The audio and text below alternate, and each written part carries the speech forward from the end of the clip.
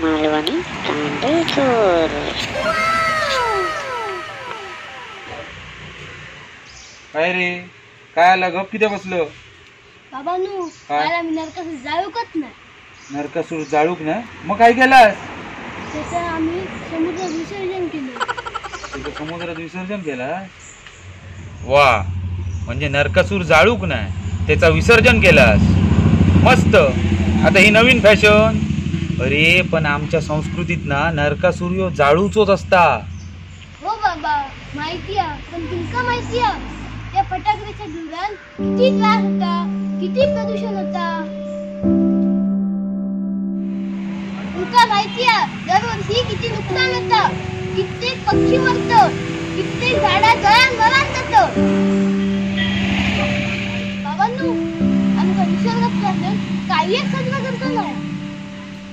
वा वा वा पोरा, एवढं मोठं झालंस रे तू. ये ये माहीच आहे, माहीच आहे. एवढं मोठं झालंस तू, बापाशी चुत्या बनवतस. काय झालं? काय झाला?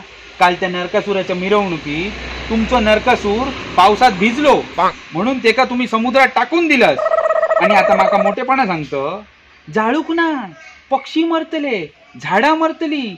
तुझ्या आईचो घोतो. पण तुमका कसं कळलं? कसा कळला? काल हे तो तुम्ही नरकासूर पावसापासून वाचत होतास, त्याची व्हिडिओ ना व्हॉट्सअपवर व्हायरल झाली. सत्यानाश. अरे पोरा, संस्कृती जपा. आम्ही पण जपली.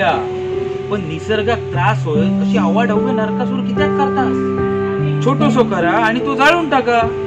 म्हणजे काय की पक्षी मरायचे ना आणि झाडाव नाही जाळायची, आणि प्रदूषण होऊचं ना आणि कोणाक त्रास नाही होऊचो. आम्ही पण प्रदूषण नाही करतो आणि दुसऱ्या करत पण नाही करायची. शाबास.